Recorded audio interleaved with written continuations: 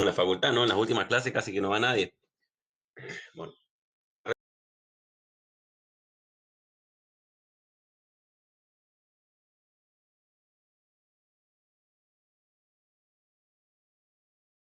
recomendación, no hagan eso con las clases de la facultad, sobre todo las clases prácticas. Eh, no sé, no recuerdo si les conté o no, pero una vez yo tuve una oportunidad de hablar con Perier en un ámbito fuera de la facultad, digamos. Estamos en una reunión, decidimos en una reunión y bueno, ahí él supo que yo era el profesor de auditoría de la academia y todo eso. Y estábamos hablando y bueno, ahí me contó unos pormenores de la cátedra, ¿no? Y me dijo que, no recuerdo en qué cuatrimestre era, creo que era el 2018. La última clase, la última clase de práctica, eran creo que 7 chicos. Y él se enojó porque tuvo que ir hasta el campus y solamente 7 chicos. Entonces le dio un ejercicio, un modelo de examen, y ese mismo modelo de examen, pueden creer, fue el que tomó después. O sea, y lo hizo a propósito, o sea, como premio a los 7 chicos que fueron, les tomó el mismo examen que había dado la última clase. Así que la última clase de práctica, siempre por ahí es importante ir. Bueno, todo esto, considerando que antes las clases eran presenciales, ¿no? Pero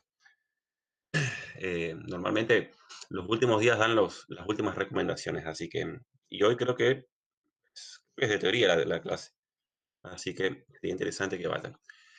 Justamente la idea también de esta última clase no era atosigarlos con muchos ejercicios, vamos a resolver un examen, no es muy difícil, dentro de todo sencillo, y me gustaría dar un espacio para que hagan consultas, ¿sí? Alguna pregunta que tengan, para así poder llegar de la mejor manera al martes, ¿no? Igualmente, si no tienen consultas hoy justamente para hacer, porque todavía no terminaron de estudiar o porque todavía no terminaron de ver todos los casos, no hay ningún problema. Vamos a estar en contacto todos los días que quieran. Me pueden mandar un mensajito, todo, y si quieren de última, no sé, el domingo, si quieren, nos ponemos de acuerdo en el grupo y quieren que hagamos una clase especial para que hagan consulta, también podemos hacerlo. ¿Sí? La idea es que lleguen con la menor cantidad de dudas posibles. Bien, la idea de hoy es hacer este ejercicio, justamente porque ayer me estaban haciendo preguntas sobre este ejercicio, que se llama la respingada. ¿Sí? Uno de los chicos estaba resolviendo ayer el ejercicio y me estaba haciendo consultas sobre este examen justamente, así que por eso decidí explicar esto para todos. ¿Sí? Dice lo siguiente. Usted es contratado como auditor junior auxiliar para trabajar en la auditoría de los estados contables al 31 de diciembre del X3 de la Respingada S.A. La distribución de tareas le corresponde analizar la razonabilidad del rubro caja y bancos. De las tareas realizadas en el ámbito de la empresa, logra la siguiente información. El cajero, que es el señor López, se encarga de las cobranzas en efectivo, emitiendo un recibo por cada cobranza efectuada. Al día siguiente, deposita lo recaudado en la cuenta corriente que la empresa tiene en el banco XX. También se ocupa de efectuar algunos pagos, en ese caso deposita la diferencia. Semanalmente elabora una planilla resumen con el detalle de todas las cobranzas, depósitos y gastos efectuados y se las pasa a contabilidad acompañada de los comprobantes para su control y posterior registración. Planilla de caja cerrada al momento del arqueo. Tenemos una planilla, caja, y esta primera planilla son recibos. ¿Sí? Por lo tanto, estamos hablando de cobranzas. ¿Ah? Número de recibo, fecha en que fue realizada la cobranza y el monto. Un total de ingresos de 25.252. En la siguiente página tenemos los gastos que fueron realizados también cercanos al cierre. ¿Sí? Tenemos 4 boletas de depósitos con su respectiva fecha y el monto.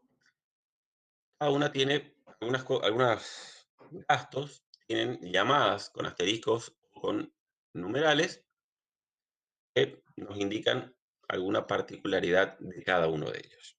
¿Sí? Dice, bueno, La factura de EMSA corresponde al periodo de diciembre, con vencimiento el 2 del 1. A la fecha de cierre está impaga y nos recuerda que el IVA es del 27%. Tenemos la factura de IPF, dice corresponde a servicios de lavado de la camioneta, de la empresa, pagados. El retiro de efectivo personal cajero, dice retiro efectuado por el señor López, que es el cajero de la empresa.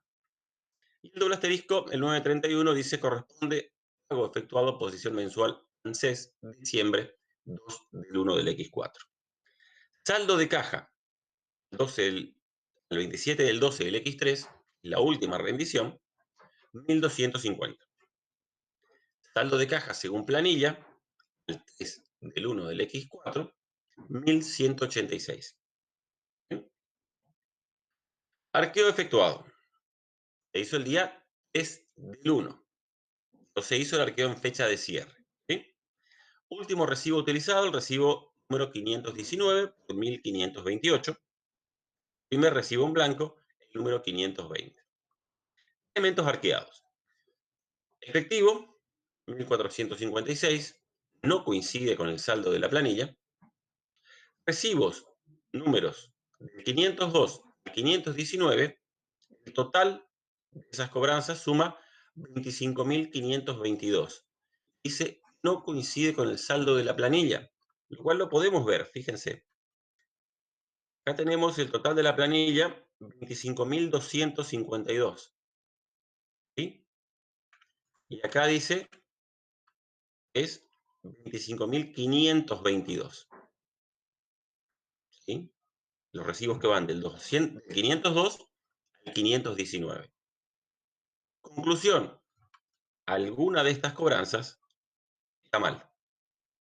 ¿Sí? Bien. Seguimos. Depósitos, 14.043, coincide con el detalle de la planilla.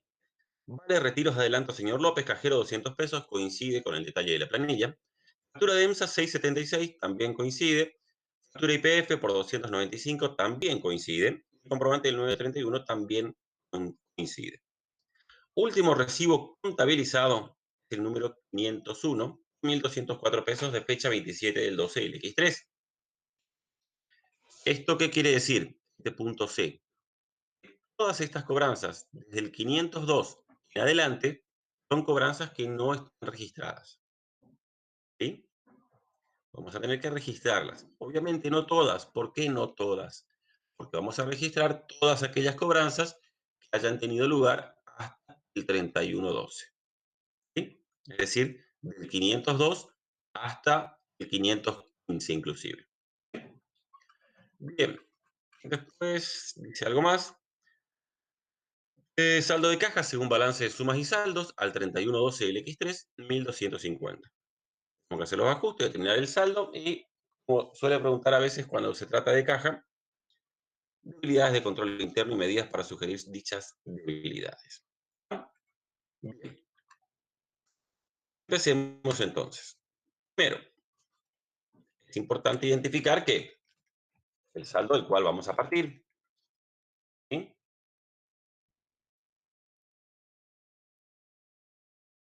Eh, ¿Cuál es el saldo? Porque acá hay muchos saldos de caja, ¿vieron? Tenemos uno acá, dice 27 del 12. Este no sería, porque necesitamos partir del saldo al cierre según la empresa. Esta es la última rendición, así que probablemente coincida con el saldo al cierre. Después tenemos un saldo de caja según planilla, pero no es en fecha de cierre. El 3 del 1 del ejercicio siguiente. Seguimos buscando. ¿Cuál sería el saldo de caja? Y encontramos acá. Saldo de caja según balance de sumas y saldos, el 31/12 del X3, 1.250 pesos. ¿Sí? De ahí vamos a partir. 1.250.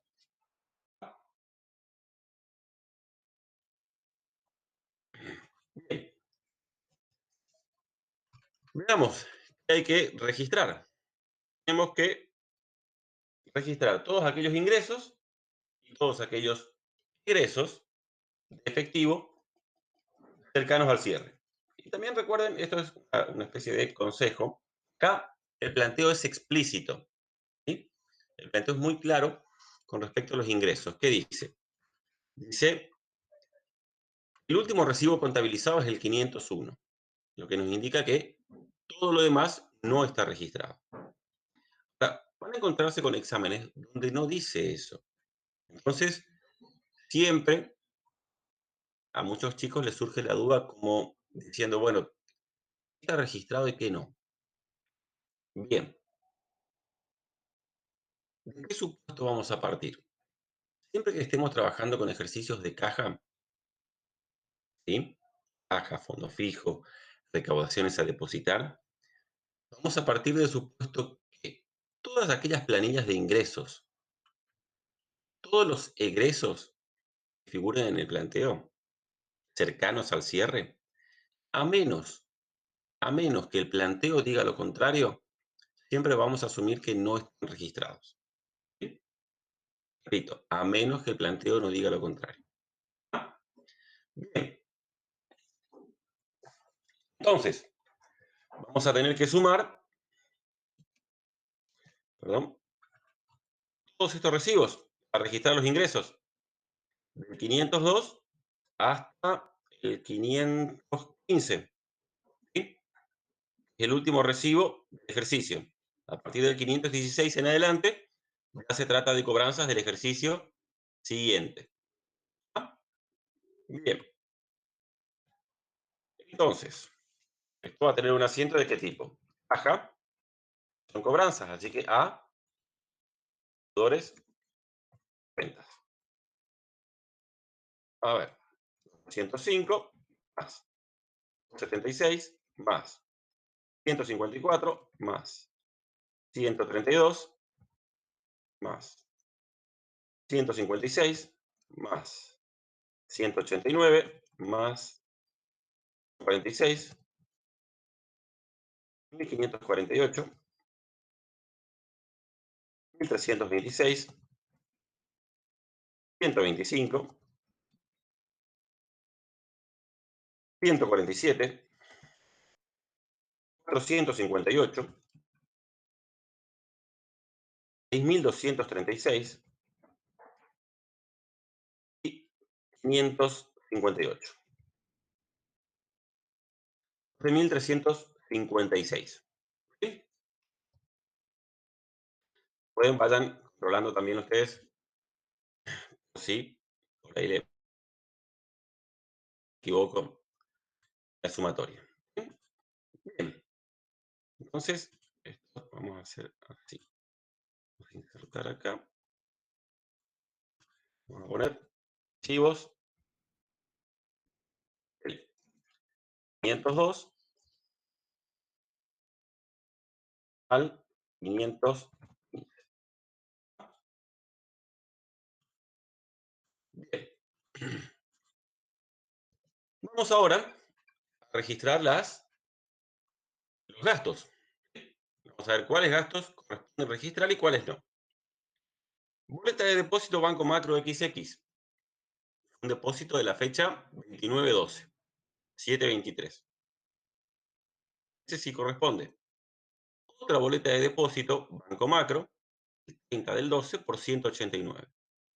Las restantes boletas de depósito son del ejercicio siguiente. Entonces, estas dos boletas podemos registrar. Banco XX, perdón, cuenta corriente, a 723 más 189. 189. 912.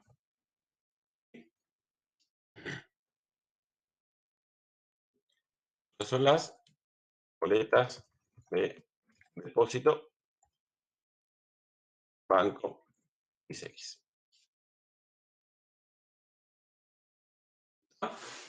Bien, seguimos. Como dijimos, la tercera y cuarta boleta de depósito corresponden al ejercicio siguiente, no corresponde su registración. Tenemos una factura de EMSA, que tiene fecha 2 del 1, y tiene un numeral como llamada. Se corresponde al periodo de diciembre, con vencimiento al 2 del 1 del X4, que está impago. Presten la atención siempre cuando algo está impago, ¿sí? Porque si algo está impago, no le incide en el saldo de caja, porque no representa una salida de efectivo. ¿Vamos? ¿Sí? Entonces, esta boleta de esta factura de EMSA no corresponde a su registración, pero sí corresponde a su devengamiento, ¿sí? Porque es del mes de diciembre. Entonces, ¿qué vamos a hacer? Gastos de luz, a crédito fiscal, a gastos de luz a pagar, ¿sí? Ninguna cuenta representa efectivo, pero sí corresponde registrar su devengamiento.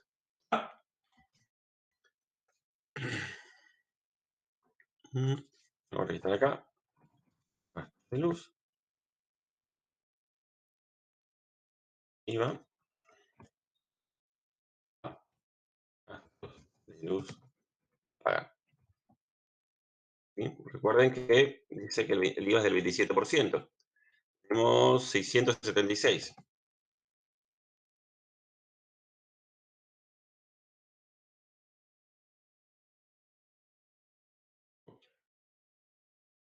Perdón, el 27.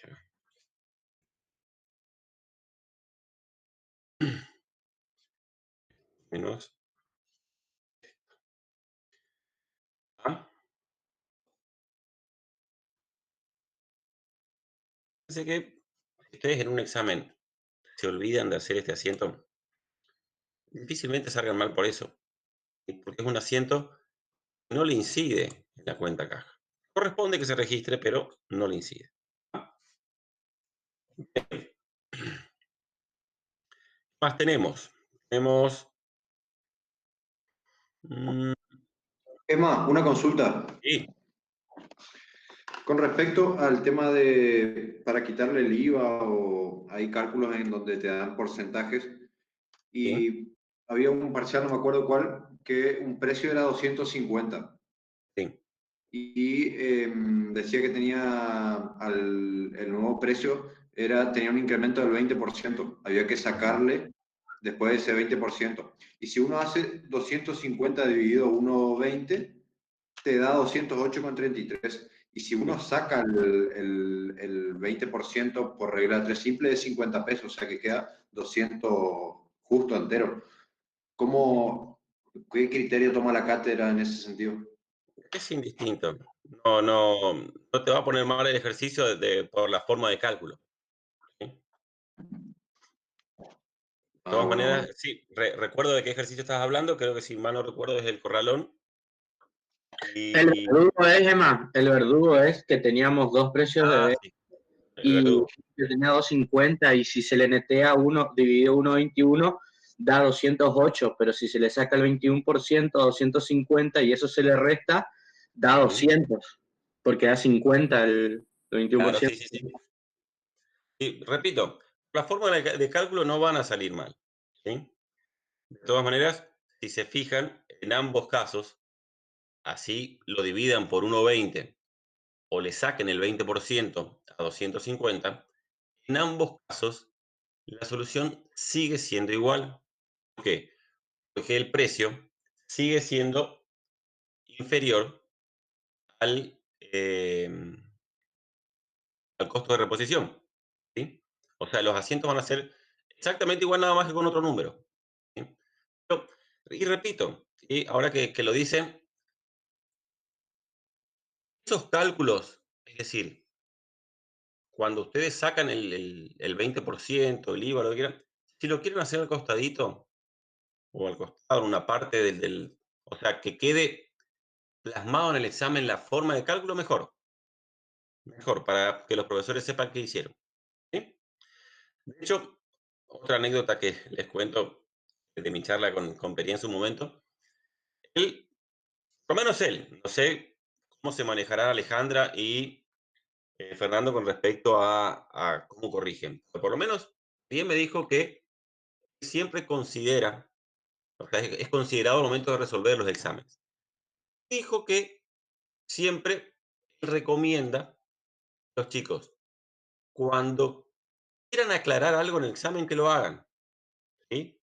Cuando quieran aclarar un resultado o algo, hagan un asterisco, una llamadita y pongan qué hicieron y por qué lo hicieron. Y si consideran que se presta interpretación, lo hagan. ¿Sí?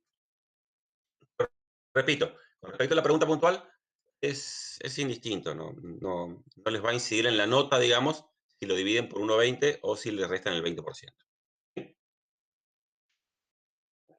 Bien. ¿Dónde estábamos? Retiro del personal del cajero. Fecha 28 del 12, 200 pesos. Es así, corresponde a registrar. Vamos a tener adelanto de sueldo, caja, por 200. Más, tenemos la factura de IPF, también tiene fecha de 29 del 12. Corresponde a registrar, 295. Me dice que incluye un IVA del 21%. Vamos a hacerlo acá. Gastos de...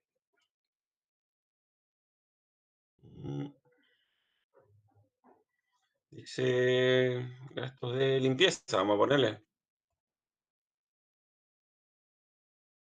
Va a baja. 295.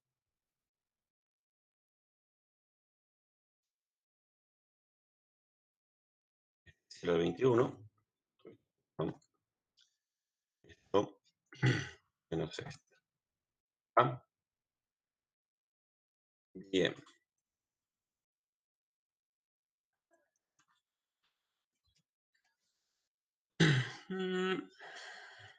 Después tenemos el comprobante del pago 931, pero es fecha del 2. De hecho, en el doble asterisco que tiene como llamada dice, corresponde a un pago efectuado, es la posición mensual entonces de diciembre, pero es fecha 2 del 1. Esa fue la fecha en que se pagó.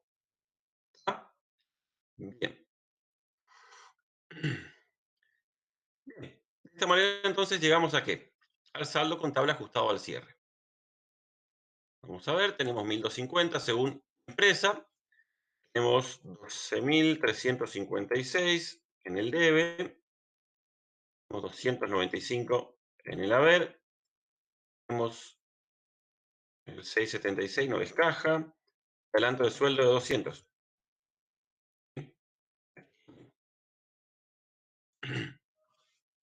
Bien, tenemos un saldo contable ajustado al cierre de...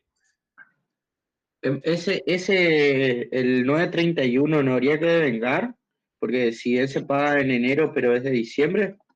de vengarlo, sí. Sí, sí. De hecho, puedes ponerlo 931 a 931 a pagar. ¿Sí? A ver, acá. Es lo mismo que con el tema del gasto de luz. Está impago. ¿Sí? Ah, vamos a poner así. 931 a 931 a pagar. Recuerden que las cuentas también dependen del plan de cuentas de cada empresa. 102, 101, 100, bueno, es 102. ¿Sí? Bien.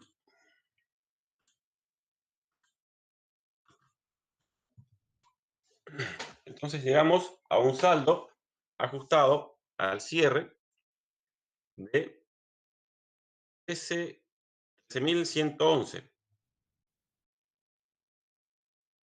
Ahí hay un 912 de caja en el haber.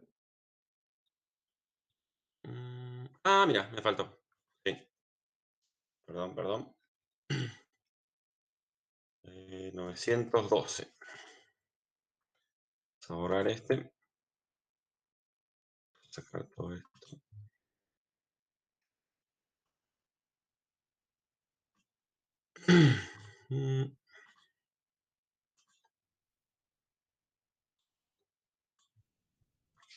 A ver, tenemos entonces este más menos este, menos este y menos este. 3.199. Esto tiene que ser igual a ¿cuánto? Al efectivo al cierre. Recuerden, este es el saldo contable ajustado al cierre. Por lo tanto, al ser caja una cuenta que representa el dinero en efectivo, esto tiene que ser igual al dinero en efectivo. Si no es igual, vamos a tener o un sobrante o un faltante de caja. ¿No? Tenemos que llegar entonces ahora al efectivo al cierre. Vamos a ver.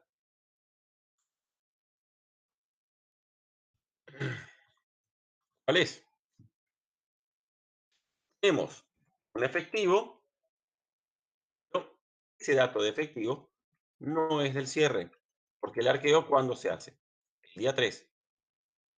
Entonces, este dato que tenemos acá dice 1456, ¿sí?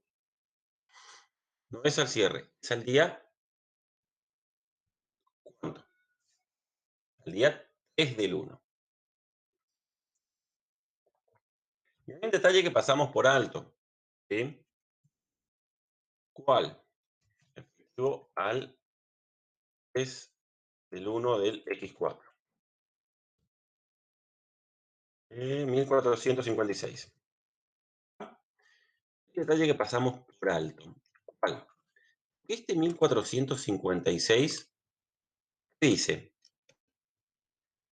no coincide el saldo de la planilla. Cuando leímos el planteo, yo que les dije, hay una cobranza entonces, está mal, un gasto que se registró mal. Bueno, un gasto que es incorrecto.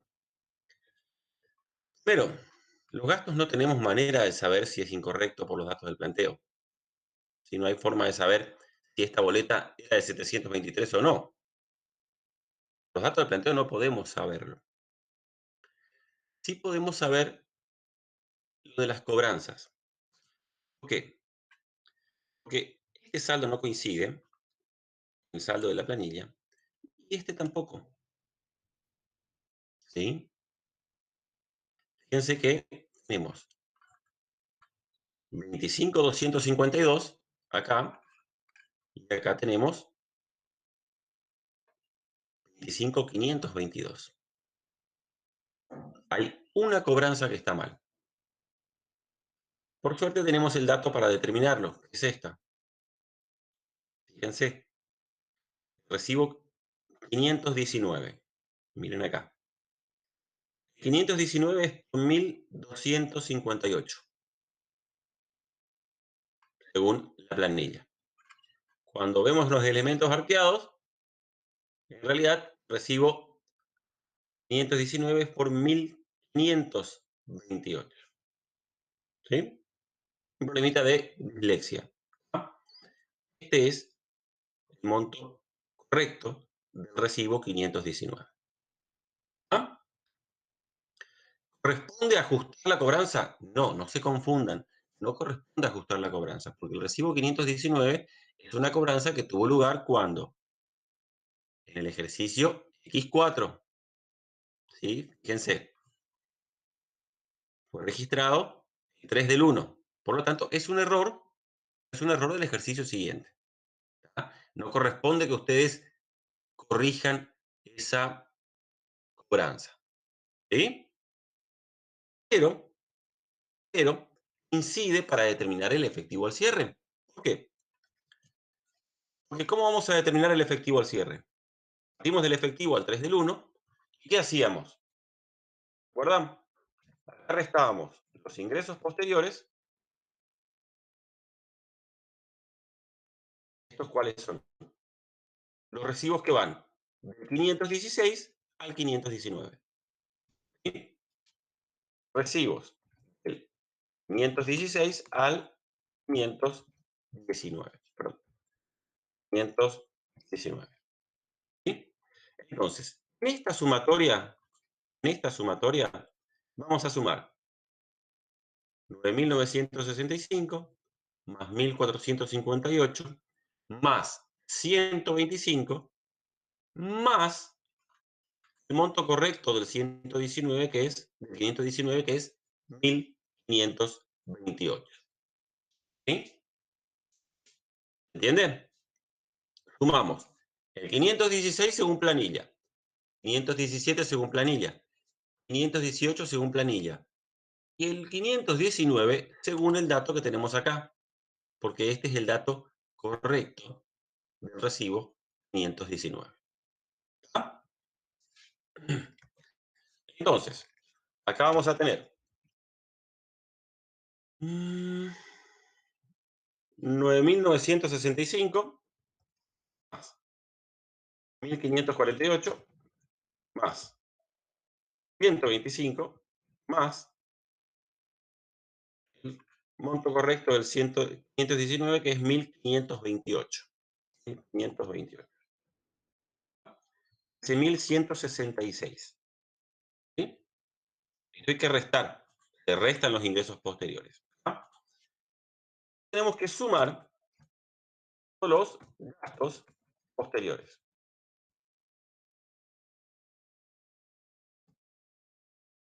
¿Cuáles son? Tenemos la tercera y cuarta boleta de depósito, la factura de EMSA, ¿sí? La factura de EMSA es un gasto posterior, ¿o no? Fíjense que si uno no está atento, pasa de considerar como un gasto posterior a la factura de EMSA. ¿Sí? Y está mal. ¿Por qué? Porque la factura de EMSA tiene una fecha de vencimiento el 2 del 1. ¿Sí? Pero el planteo me dice que está impagada. ¿Sí? ¿Cuándo fue hecho el arqueo? El día 3 del 1. Por lo tanto, el día 3 del 1, esa boleta de EMSA seguía estando impaga. ¿Ah? Entonces, ¿cuáles van a ser los gastos posteriores? Tercera y cuarta boleta de depósito. 931. Porque la factura pagada y el personal del cajero que retiró su adelanto también. Tenemos entonces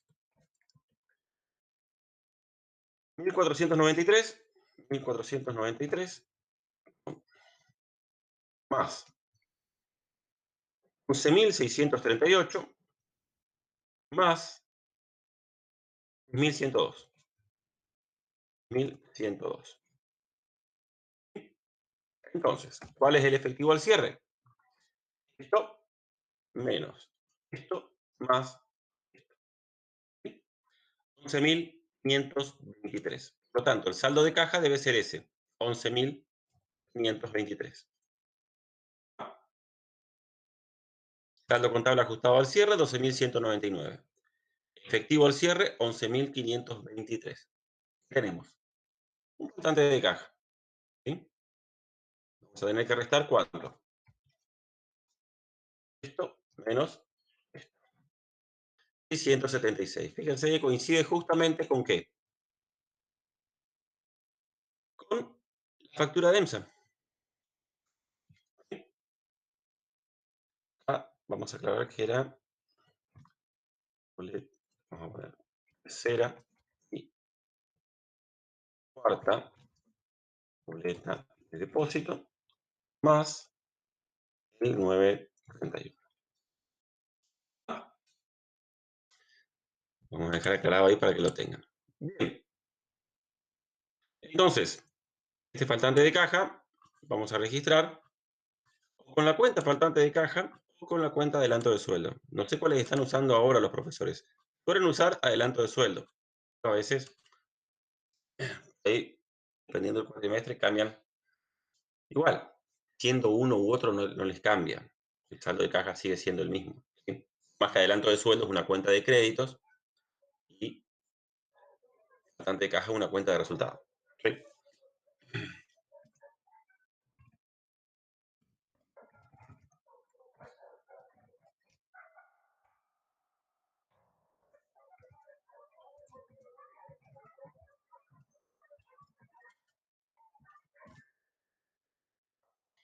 676. ¿Sí? ¿Cuál fue el error más común en este examen? ¿Por qué? Porque cuando los chicos trataron de hallar el efectivo al cierre, ¿no?,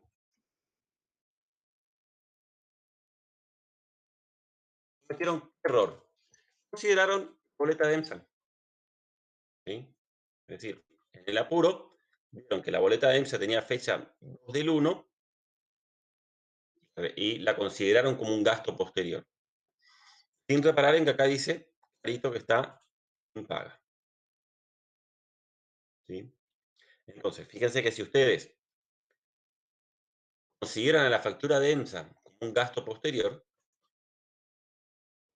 no van a tener ninguna diferencia, ¿sí? Va a ser exactamente igual el saldo contable que el efectivo al cierre. Entonces muchos encontraron y dijeron, no falta ni sobra. Está bien.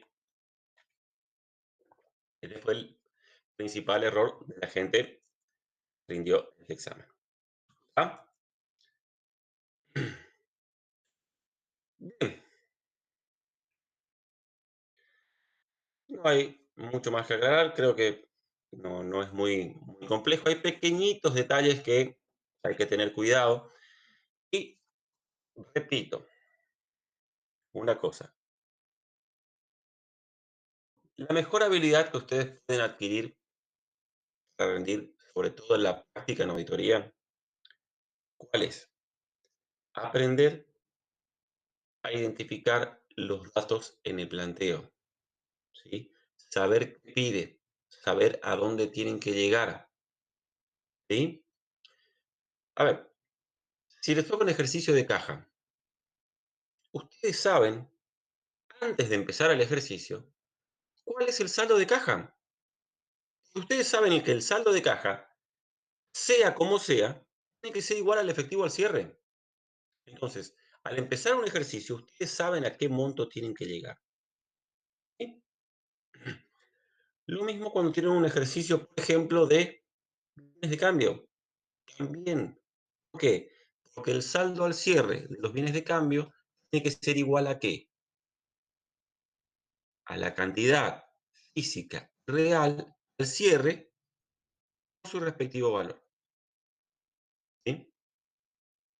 Normalmente por su costo de reposición, salvo algún producto que quizás tenga que evaluarse por su BNR, ¿sí? Pero ese es el saldo contable que tiene que tener la cuenta mercaderías. ¿Ah? ¿Saben a dónde? ¿Saben qué dice el planteo? Saben a dónde tienen que llegar, ¿sí?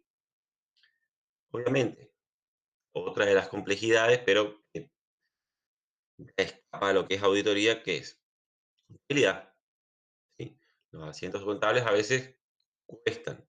Uno viene muy oxidado con contabilidad básica y a veces cuesta y cuesta mucho, ¿sí? Por eso que muchas veces nos demoramos en explicar muchos ejercicios justamente para qué, para insistir y repasar cuestiones contables. ¿Ah? Bien, este examen tiene un segundo punto, es sobre bienes de cambio.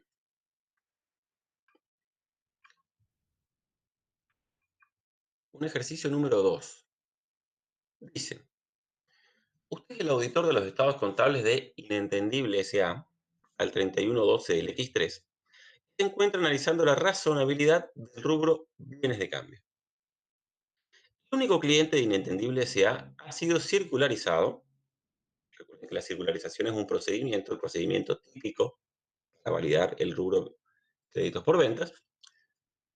De la respuesta a dicha circular enviada al cliente ZZ surgen las siguientes observaciones. Al 31 del 12 del X3, según la empresa, el cliente ZZ le debía 5.445 pesos. ZZ cuando contesta dice, no hermano, yo te debo 1.089 nomás. Tiene una diferencia de 4.356.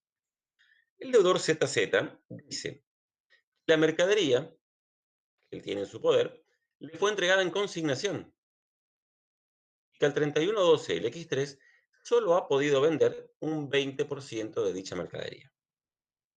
Usted ha podido confirmar estas afirmaciones del cliente. Inentendible S.A. trabaja con el 15% de margen de utilidad sobre el costo de la mercadería y determinó su costo de mercadería vendida por diferencia de inventario. La mercadería ha quedado obsoleta. Según el análisis de hechos posteriores, se pudo observar que Inentendible S.A. vendió el 15 del 1 del X4, es decir, en el ejercicio siguiente, el 80% restante a precios de liquidación, obteniendo 1.280 pesos masivos. Bien, acá por ejemplo, fíjense, dice,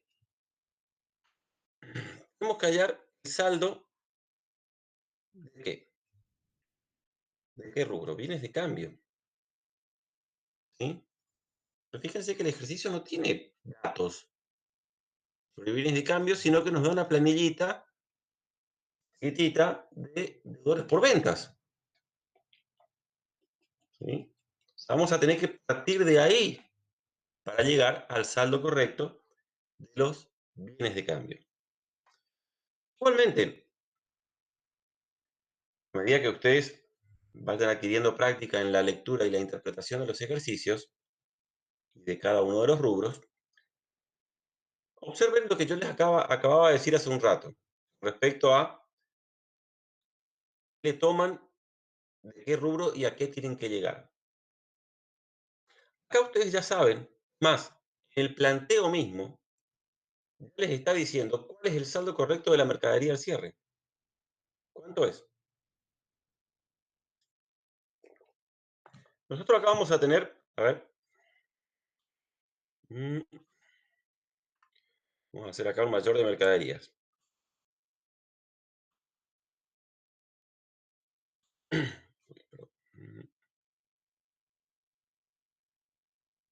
Un mayor de mercaderías.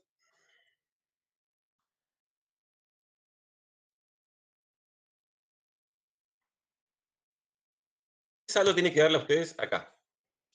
El saldo contable ajustado al cierre de mercaderías.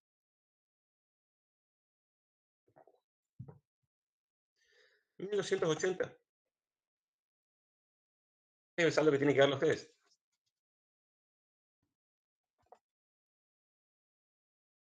Mercadería. Es el saldo correcto. Mercadería. Ustedes, antes de hacer el ejercicio ya saben que tienen que llegar a eso. ¿Sí? Vamos a resolverlo ahora, para que entiendan cómo llegué a esa conclusión. Bien. Dice, tenemos un saldo de deudores por ventas. ¿Sí? La empresa tiene en su saldo de deudores por ventas un solo cliente que le debe 5.445. El cliente contesta que no, que nada que ver, le debe 1.089. Perfecto, hay una diferencia. Tenemos que analizar si el cliente es el que tiene la razón o la empresa es la que tiene la razón. ¿Sí? Dice ZZ. Mira, lo único que tenía en mi poder era mercadería, la vendo en consignación. ¿Sí? No es que yo te compré esa mercadería. Eso dice ZZ. No compré esta mercadería. Simplemente la tengo en carácter de consignación y la voy vendiendo de a poco. ¿Sí? Dice además, la fecha de cierre, yo había vendido un 20% de esa mercadería.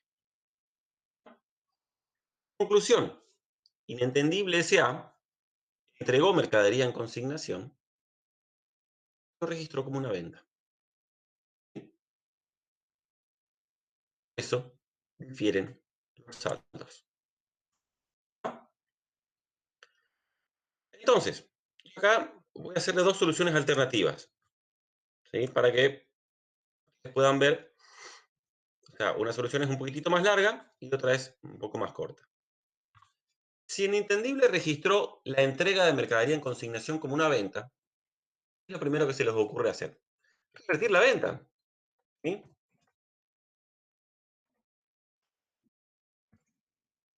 Valores por ventas.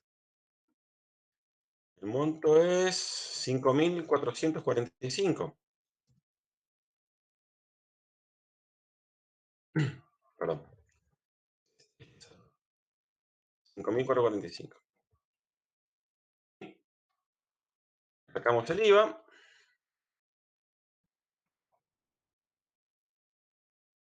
No, menos esto. Revertimos, porque Inentendible tiene en su saldo de deudores por ventas este monto. Conclusión, registró la entrega de mercadería en consignación una venta. ¿Qué hacemos? Revertimos la venta. Si esta operación no era una venta, la mercadería vinculada a esta operación, al cierre, todavía le pertenecía a Inentendible S.A. ¿Sí? Inentendible S.A. ¿contó esa mercadería cuando hizo su inventario al cierre? Lo más probable es que no, porque no estaba en su poder, la tenía ZZ. Entonces, obviamente, si Inentendible hizo un inventario al cierre, nunca contó esa mercadería. Y cuando empezamos a ver bienes de cambio, ¿qué dijimos? La mercadería entregada en consignación debe contarse, debe formar parte de la existencia final. La mercadería recibida en consignación no debe contarse y no debe formar parte de la existencia final. ¿Ah? Entonces, esta mercadería tiene que contarse al cierre porque al cierre le pertenece a Inentendible S.A. ¿Está? Entonces, mercadería a PMB. ¿Sí? Trabaja con diferencia de inventario. Dice que trabaja con un 20% de margen. A la venta le dividimos por 1,20. 1.750. Bien. Ahora, ¿qué informa ZZ cuando contesta la circularización? Mirá, nuestros datos no coinciden porque... Además, vos le hiciste 4.500 dividido 1,20 porque 20 es, ¿qué? Acá dice, mira. Ah, perdón, 15 era. Sí, perdón. Sí, por el margen, dice el planteo. Ah, dale, gracias. 4.500 dividido 1,15, sí. Perdón. 3.913,04.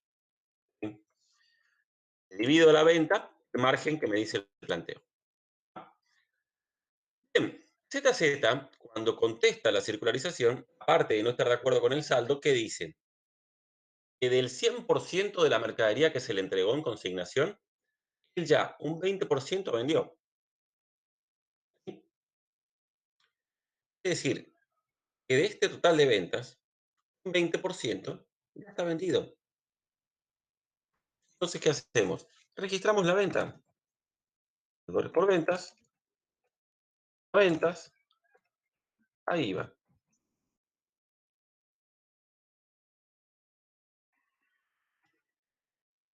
4.500 por 0,20.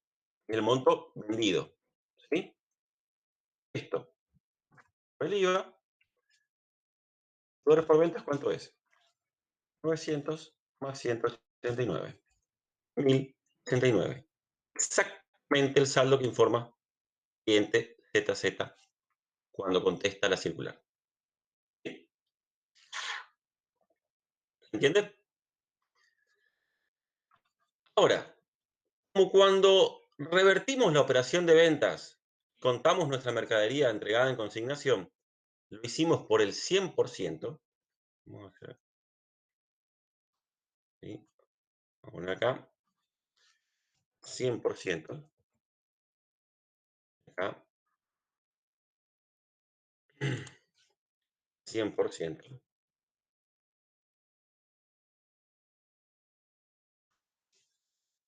Lo hicimos por el 100%, al contar la mercadería, y ahora nos enteramos que el 20% está vendido, tenemos que sacar esa mercadería de nuestra existencia final. Tenemos que sacar de nuestra existencia final ese 20% que está vendido. ¿Sí? MB a mercadería. El 20% por 0,20. Es un monto terrible. ¿Qué dice acá? Esto por 0,20.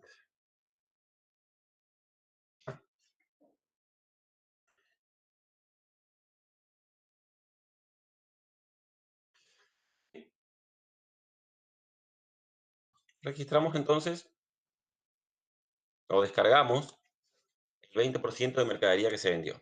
¿Sí? Entonces acá 20% y acá 20%. ¿Sí?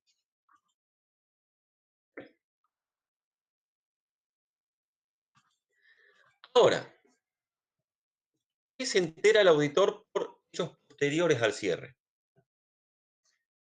Esa mercadería, es decir, ese 80% de mercadería que la empresa aún conserva, de hecho ZZ la tiene, ¿no? Ha quedado obsoleta. Según el análisis de hechos posteriores, se pudo observar que Inentendible vendió el 15 del 1 del X4 el 80% restante a precios de liquidación, obteniendo 1.280 pesos más IVA. ¿Sí? Bien, a ver. Tenemos mercadería en 1913 con 0,4, el segundo asiento.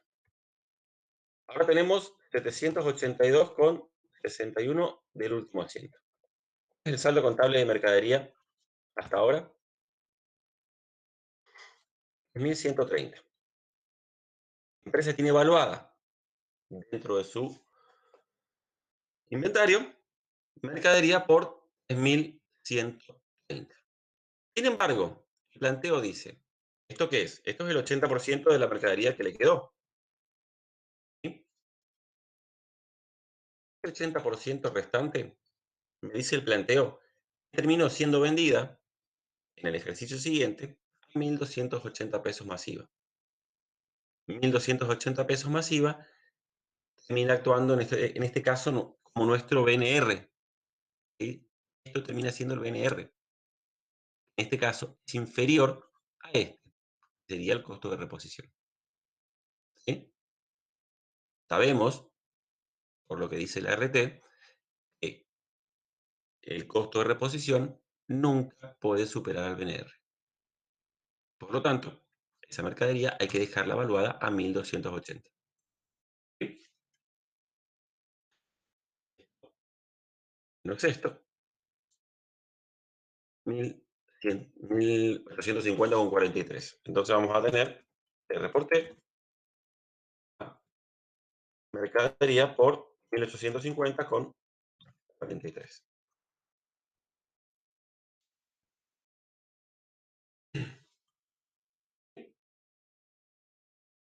Y ahí termina el ejercicio. Pero, ¿entienden por qué antes de resolver el ejercicio, ustedes de la simple lectura podían saber cuánto valía la mercadería? Simplemente analizando la operación. A ver, hay diferencia de saldos. El cliente que dice entrega mercadería en consignación. Listo. Entonces, y después me dice que vendió el 20%. A ver, entonces hay un 80% de esa mercadería que aún le pertenece a la empresa. ¿Sí? ese 80% no puede valer más que tope. En este caso vendría a ser nuestro BNR. ¿Sí? ¿Entienden? ¿De qué otra manera se puede resolver esto? Con menos asientos. Fíjense, acá tenemos un asiento de ventas revertimos la venta por un 100%. Acá registramos una venta del 20%. ¿Sí? Son asientos opuestos. ¿Ah? Entonces, podemos revertir la venta por el 80%. Ventas, IVA, débito fiscal a deudores por ventas, 4.500 por 0,80 por 0,21.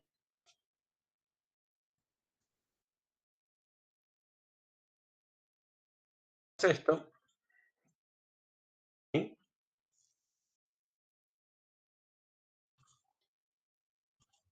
Y incorporamos la mercadería, todavía le pertenece inentendible sea, un 80%. ¿Sí? Por la diferencia. Porque acá, fíjense, incorporamos el 100% y después sacamos la mercadería por 20. Hacemos el ajuste, la diferencia. ¿Sí? Mercadería a CMB por esto por 0,21.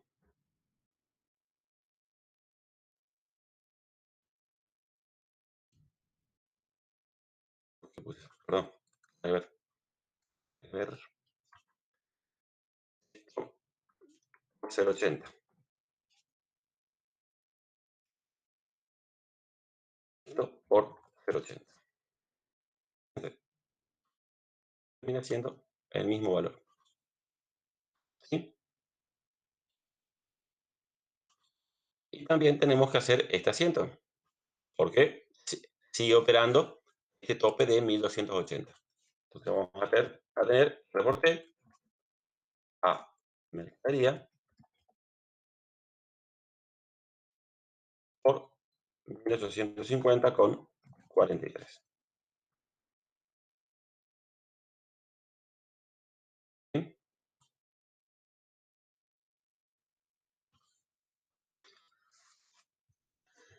La misma fácil este, obviamente, porque tiene mucho menos asientos. Pero si lo entienden mejor así, también pueden hacerlo así. Llegan al mismo valor. ¿Sí? Llegan al mismo valor. Por ahí esto es un poco más claro, o por ahí quizás le va dando mayor grado de seguridad porque ustedes acá llegan a un número más o menos amigable. ¿Sí? ¿El número de qué? De deudores por ventas. 1089. ¿Sí? Si ustedes mayorizan deudores por ventas, es lo mismo. De un saldo según empresa de 5.445.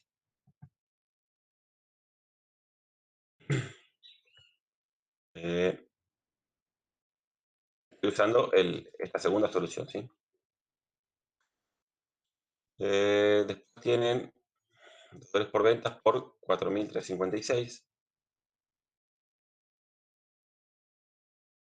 Tienen un saldo de 1.089. Llegan al mismo valor. ¿Está?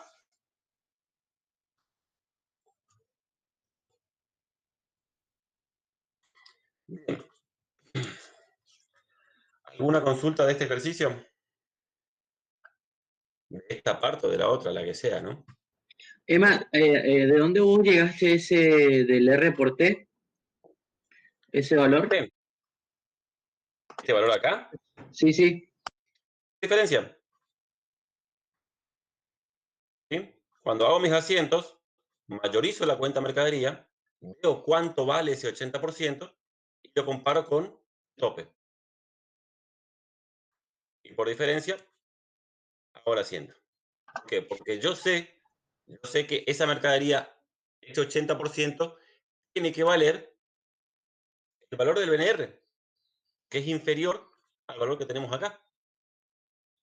¿Sí? Imagínense, por ejemplo, que hubiera dado un valor acá, porque fuera superior a este. Ahí no tendrían que hacer ningún asiento. ¿Sí? Ustedes hacen el mayor acá, llegan a un valor acá, que es inferior a este último asiento no se hace. ¿Sí? Porque el costo de reposición sería inferior al BNR. En este caso es al revés. El BNR, termina siendo inferior al costo de reposición. Por eso hay que ajustar la mercadería. ¿Está? Estamos, gracias. De nada. Yo te quería consultar, ¿dónde está el reporte también puede ser CMB? Sí, puede ser CMB. A mí, a ver, es una opinión personal. ¿Sí? Siempre que vos estás ajustando la mercadería por esta cuestión del tope, ¿sí? Para mí siempre va de reporte. Bueno. Porque nosotros resolvimos dos ejercicios parecidos de deterioro y en uno hiciste reporte y el otro CMB, por eso. Y bueno, creo que en la clase habré dicho que los profesores a veces suelen usar CMB. De hecho, en algunas soluciones ellos ponen así, fíjate. El reporte barra CMB. Si ven algunas soluciones, los profesores a veces ponen así. Está dando a entender de que a ellos les da lo mismo el CMB como el reporte. Para mí no es lo mismo. Para mí no es lo mismo. Siempre que estemos ajustando mercadería por esta cuestión del tope, ajustando mercadería por el costo de reposición supera el costo histórico, ¿sí? Siempre que estemos corrigiendo la evaluación de las mercaderías, ese tipo de cuestiones para mí siempre va a ser el reporte. Siempre va a ser el reporte y no va a ser CMB. Una cuestión de exposición, ¿sí? ¿Se acuerdan de estados contables? En estados contables ustedes tenían el estado de resultados, ¿sí? El estado de resultados era ventas menos CMB, acá llegaban a una utilidad bruta, ¿sí? Acá tenían gasto administrativo, de comercialización, etcétera, etcétera. Antes de eso, ustedes tenían una partida que se llamaba como resultado por evaluación de los bienes de cambio al BNR. Era una partida que aparecía inmediatamente después de la utilidad bruta. ¿Y acá qué iba? Justamente todo ese tipo de cosas. ¿Sí? Cuando la empresa decidía evaluar su mercadería utilizando el BNR, sea o por aplicación del tope, o porque vendía bienes fungibles, o porque había recibido un anticipo, etcétera, etcétera, siempre que corregía la evaluación de sus bienes de cambio, porque decidió evaluar al BNR o se vio obligado a evaluar al BNR por la cuestión del tope, ese resultado generado va acá, acaba. Entonces, para mí, no es lo mismo usar CMB que este. El R por T es esto. Este resultado por tenencia va acá. Es distinto al resultado por tenencia incluido dentro de los resultados financieros. Recuerden que acá ustedes después van a tener otro que dice resultados financieros por tenencia incluye RECPAM.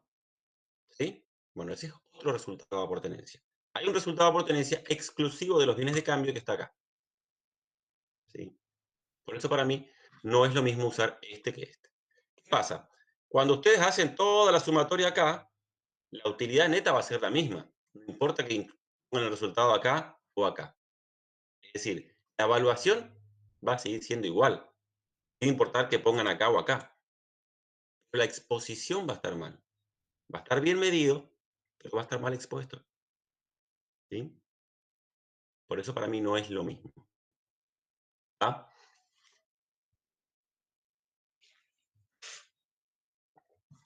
Pero sí, los profesores a veces usan R por T, a veces usan CMB. A veces incluyen incluso en su corrección manera alternativa a los dos resultados. Para mí no son lo mismo. ¿Sí? Para mí CMB va cuando este asiento CMB a mercadería o mercadería a CMB, ¿cuándo va? Cuando hay sumar unidades. Supónganse que la empresa contó 10 unidades y en realidad ustedes van y cuentan y había 15 unidades más. Listo. Mercadería CMB. Perfecto. ¿Sí? O había menos unidades. La empresa contó 10, ustedes van y hay 5. Listo. CMB a mercadería. Perfecto. ¿Sí? Ahí sí. A mí va CMB a mercadería o al revés. ¿Sí? Pero no cuando estamos corrigiendo la evaluación aplicando el BNR. Para mí es distinto.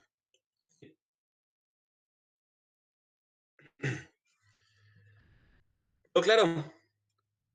Sí, sí, no, yo entiendo, para mí también es el reporté porque se dio por el paso del tiempo, pero te consultaba porque como los dos ejercicios eran lo mismo y se resolvieron distinto nomás. Sí, yo creo que por ahí se me pasó al resolver, pero creo que en la clase lo habré dicho, porque creo que lo había dicho en la clase. Bien. Pueden hacerme preguntas de otro examen también si quieren. ¿Algún otro examen que hayan visto que... Uy, eh, no salió efectivo. Esta pregunta es de hace más de media hora. Esta consulta, ¿esto quedó claro? Porque yo, si no escucho el ruidito... Sí, sí, ¿saben? eso era el tema de la factura de luz que estaba impaga. Ah, ajá, Está, perfecto. perfecto. ¿Estuvieron viendo algún otro examen? ¿Tienen alguna otra duda? ¿Sí? Ay, yo quería decir algo. ¿Viste que vos dijiste que es lo mismo sacar el 20, o sea que los profes por ahí le da lo mismo? ¿Mm? Pero en realidad no es lo mismo porque no En es lo cuanto a mismo, números, no. no, ¿viste? No es lo mismo sacar el 15% a algo que restarle el Ujú. 15% a algo, ¿viste? Entonces como que matemáticamente hablando estaría mal, no sé si los profes ven por la matemática. Sí, matemáticamente no es lo mismo. Si eso lo sabemos desde que vemos álgebra, digamos, ¿sí? ¿Cuál es la explicación algebraica de por qué da lo mismo? Honestamente no sabría decirte. ¿Sí?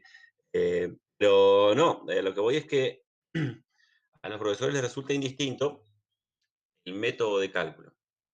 ¿Sí? Si ustedes le dividen o si ustedes le restan. Por lo menos así fue siempre. ¿Sí? Ahora, si alguno hoy quiere preguntarle a los profesores, ya que supongo que van a estar abiertos a consultas hoy en la clase de las 8, podrían preguntarle, a ver qué les parece a ellos, si es lo mismo o no. ¿Sí? Las dudas, a saber si quizás en este cuatrimestre cambian de criterio o algo por el estilo. ¿Sí? Sí, no, o sea, algebraicamente no es lo mismo. Bueno,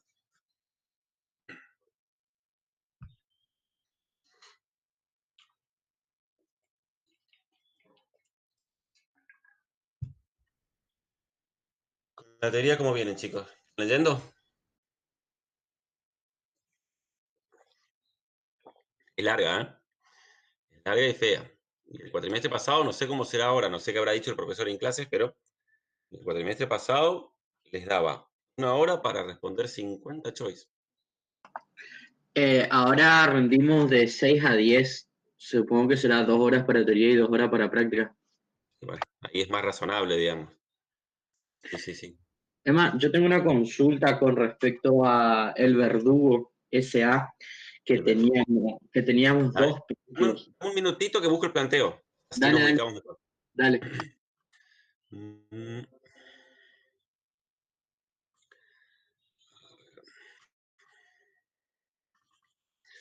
El verdugo, no sé en qué clase era.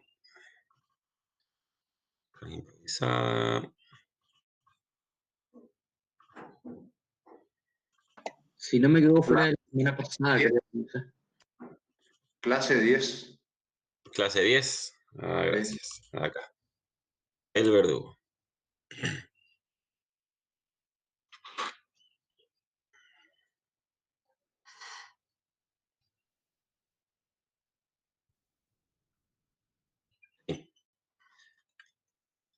¿Qué parte te complica? ahí donde dice, porque hicimos todo lo de lo que estaban hachas de tierra, qué sé yo, se hizo el nuevo costo de reposición, ¿verdad? Y ahí hicimos el cálculo del BNR para comparar con el nuevo costo de reposición. Y ahí Sí, teníamos 1.500 hachas a un precio y las otras 5.700 a otro precio, a 250. exactamente.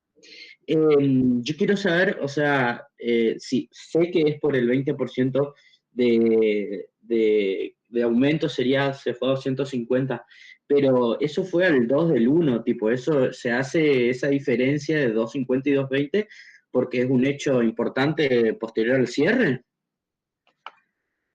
No, en realidad, lo que ustedes están controlando, ¿qué es? La evaluación de los bienes de cambio. Se quedaron con, ¿cuántas hachas? 7.200 hachas, ¿sí? Entonces, lo que ustedes tienen que controlar es que esas hachas no estén valuadas por encima de su BNR, ¿sí? Este BNR, ¿cuál es? Es el precio de venta al cierre, no al 2 del 1, menos los gastos directos de venta, ¿sí? Harías ese valor, ves si tus hachas, las 5.700, superan o no ese valor. Si superan ese valor, te reportea mercadería. Si no superan, no haces nada, ¿sí? Hay otra tanda de hachas, pero que tienen un BNR distinto, ¿sí? Porque no obedece estrictamente al precio de venta menos gasto directo de venta, sino que la empresa puede evaluarlo al BNR porque tiene cerrado un acuerdo con el cliente y ya tiene asegurada la venta. Entonces, la RT te permite evaluar tus bienes de cambio utilizando el BNR cuando se da esa situación, cuando vos tenés un adelanto o una operación ya cerrada con un cliente, ¿sí? No sé si esa es la pregunta o no sé cuál. Sí, sí, sí, ahora sí la entendí. ¿Ah? Perfecto. Gracias. Acuérdense de los datos directos de venta, ¿sí? Porque acá el error más habitual en este examen, ¿cuál es? Incluyen todos, ¿sí? Y no son todos. El BNR es precio de venta menos gastos directos de ventas. Y los gastos directos de ventas son aquellos que aumentan o disminuyen en función de las unidades vendidas, ¿sí? Entonces no son todos. ¿Ah? Yo te quería consultar sobre eso de los gastos directos. Viste que dice comisión a vendedores y cargas sociales sobre comisión a vendedores. Nosotros le sacamos sobre el precio. Y a mí, bueno, en ese entonces se me ocurrió sacarle sobre el 3%, no más ese 1%, porque dice cargas sociales sobre comisiones. No, fíjate que dice que los gastos de venta ascienden a 18%. Si vos sumás todo esto, da 18, ¿o no? Son 7,5, 9. Son 12, 13, 14, 16, 17, 18. ¿Sí? Son 18. Por lo tanto, este 1% no es del 3, sino que es adicional. ¿Entiende cómo llega a la conclusión? Sí, sí, entendí, nomás me surgió la duda porque dice sobre comisión. Entonces, como Es que decir, las cargas sociales que se pagan, pero sobre lo que cobran los vendedores como comisión. Entonces, si tienen mayor comisión, van a pagar mayor carga social. Está calculado sobre las comisiones nada más, ¿sí? El porcentaje de cargas sociales sobre las comisiones es de 1%.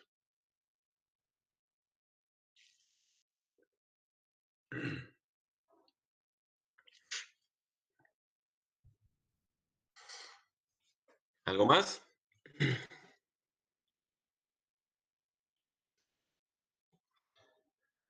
No sé todavía cómo va a ser el examen de práctica, porque, a ver, los chicos del cuatrimestre pasado, creo que no va a ser igual, pero el cuatrimestre pasado los chicos resolvían el examen de práctica en una hoja de papel Mirome, calculadora, cámara encendida, micrófono encendido, todo. Después tenían que sacar una foto a esa solución, que la tenían que convertir a la foto en PDF y subirla al aula. No sé cómo va a ser ahora. Yo a veces no llego a leer todos los mensajes que mandan al grupo de editoría de la Facu, pero creo que ahora el examen va a ser en la misma página, ¿puede ser? Sí, él dijo que parece que iba a ser todo por ahí. De igual manera, él dijo que hoy va a ultimar detalles y va a decir, va a decir todo con respecto al parcial. Inclusive, o sea, él dijo que demos mucha importancia a bienes de uso. Y la clase del lunes se hizo el ejercicio del corralón con Ajá. igual. Así que, y el profe dijo que demos mucha importancia a bienes de uso. Así que por ahí no sé si será una señal o qué. Sí, puede ser. ¿Quién les dijo eso? En la clase de la semana pasada, antes de que ayer dio bienes de uso, pero la semana pasada que dijo que íbamos a dar, dijo, presten mucha atención a bienes de uso y lean bien, dijo. Claro, pero ¿qué profesor les dijo eso? Esquivel, Bueno, lo que pasa es que el tema es que Esquivel no hace la práctica. El primer parcial lo hace Perier. Así que no. Y ellos como que mucho no hablan mucho entre ellos, digamos.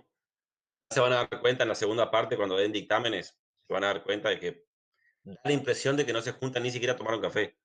Pero ese es el tema, que Esquivel hace la práctica. Perdón, Perier hace la práctica. Así que al menos que Perier le haya comentado a Esquivel que va a tomar bienes de uso, me parece raro, digamos. Pero sí, presten atención a bienes de uso, ya que, por las dudas, ya que les dijo.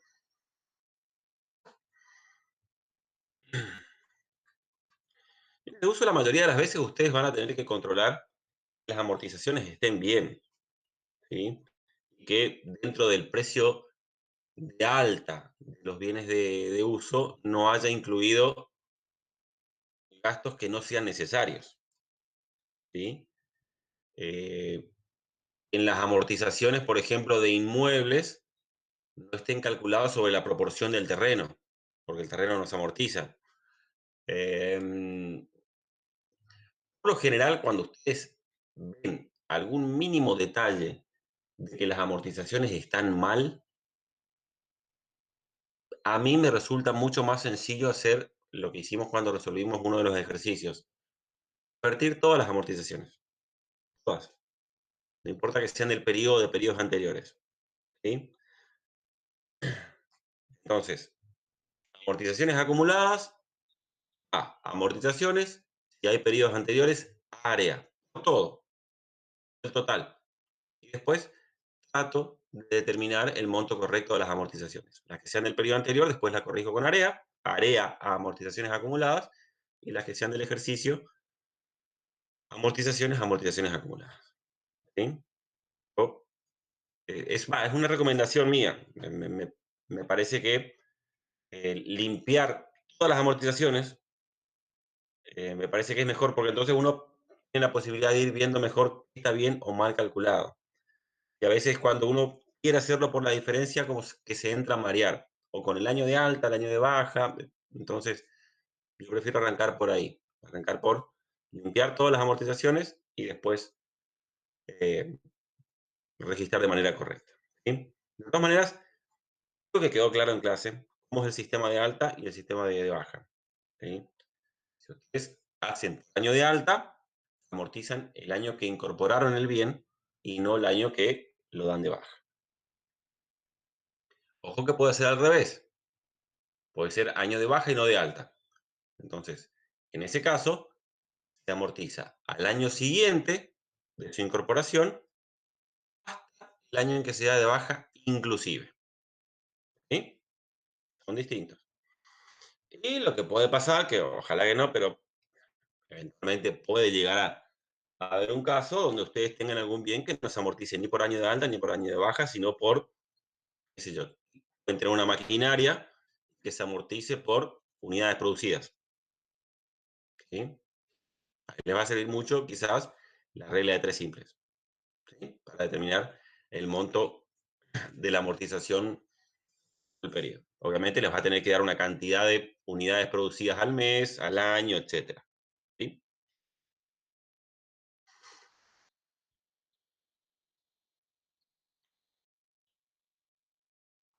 Bien. ¿Algo más?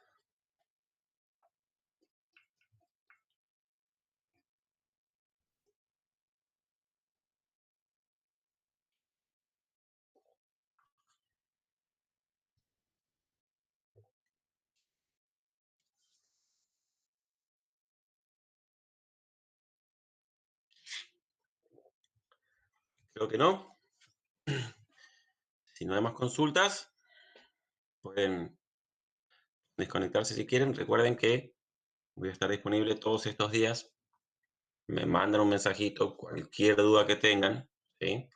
Si no contesto enseguida, es porque estoy haciendo alguna otra